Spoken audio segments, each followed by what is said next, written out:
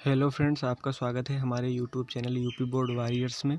दोस्तों, आज हम बात करने वाले हैं क्लास 12th बायोलॉजी के ह्यूमन रिप्रोडक्शन चैप्टर के स्ट्रक्चर ऑफ स्पर्म के बारे में। दोस्तों, यह हर साल एक ऐसा टॉपिक है जो हर साल बोर्ड एग्ज़ाम में पूछा जाता है और बोर्ड एग्ज़ाम के लिए काफ़ी इम्पॉर्टेंट है।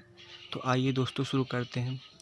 सबसे पहले हम यहाँ पर स्पर्म का स्ट्रक्चर देखेंगे, उसके बाद इसके बारे में और आगे हम डिटेल में पढ़ेंगे।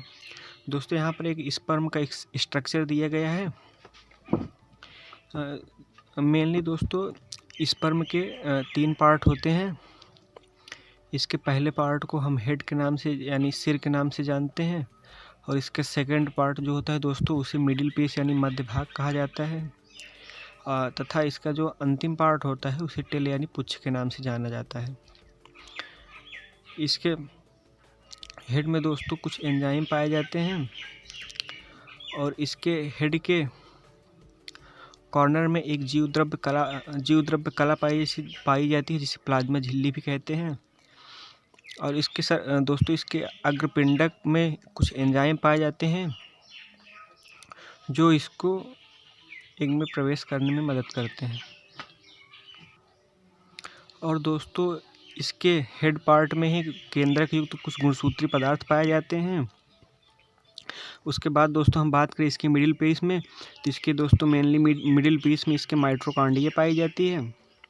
माइटोकॉन्ड्रिया, जैसा कि आप लोग जानते ही होंगे कि mitochondria is the power house of the cell. Mitochondria को कोशिका का विद्युत ऊर्जा गृह कहते हैं। तो माइटोकॉन्ड्रिया इसके मिडिल पार्ट में पाया जाता है, जो कि इसकी पूँछ को ऊर्जा प्रदान करती है, जिससे इसकी पूँछ गति करती है, और पूँछ के गति करने के कारण ही जो हमारा स्पर्म होता है वह गति कर पाता है। तो आइए दोस्तों इस स्पर्म के बारे में कुछ हम पॉइंट देख लेते हैं।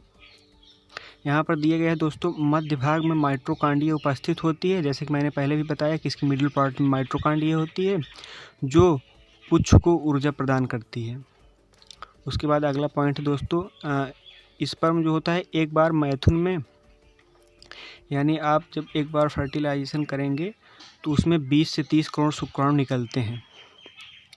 उसके बाद दोस्तों नेक्स्ट पॉइंट यहाँ पर दिया गया है कि इसमें अग्रपिंडक जो होता है यानी एक्रोसोम जो होता है, यहाँ पर अग्रपिंडक यानी एक्रोसोम जो होता है, इसमें एंजाइम होते हैं जो निषेचन के समय अंडाणु की परत जोना पेलुसिडा को भेदने का कार्य करता है। मैंने जैसे दोस्तों पहले भी बताया कि इसमें जो अग्रपिंडक होते हैं उसमें कुछ एंजाइम पाए जाते हैं जो कि निषेचन के दौरान यानी फर्टिलाइजेशन के समय जो एक ओवम की यानी अंडाणु की जो एक परत होती है जोना पेलुसिडा, उसको यह तोड़ने का कार्य करता है। यदि यह एंजाइम न रहे दोस्तों तो यह स्पर्म एग में एंटर ही ना कर पाए।